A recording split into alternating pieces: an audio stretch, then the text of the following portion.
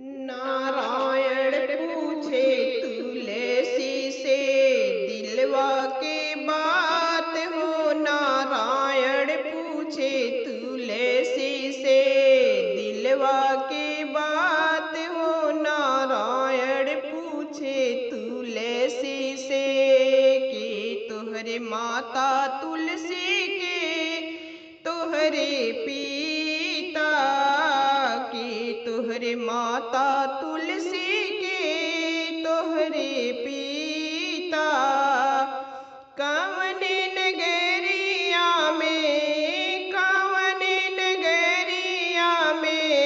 भइल बा विवाह हो। नारायण पूछे तुलसी से दिलवा के बात हो। नारायण पूछे तुलसी से धरती हमरी माता होई मेघ हमरे पिता।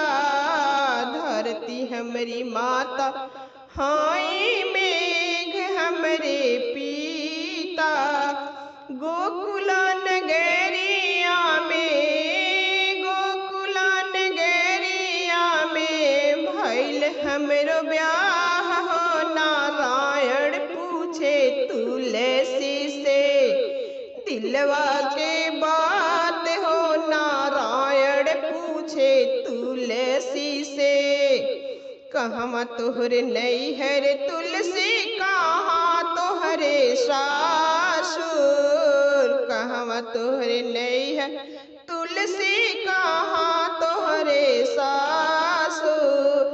केज लागे तुलसी कांता तोहार हो। नारायण पूछे तुलसी से दिलवा के बात हो। नारायण पूछे तुलसी से दिलवा के बात हो। नारायण पूछे तुलसी से गंगा तीरे नैहर हमरी जमुना तीरे सासुर। गंगा तीरे नैहर हमरी जमुना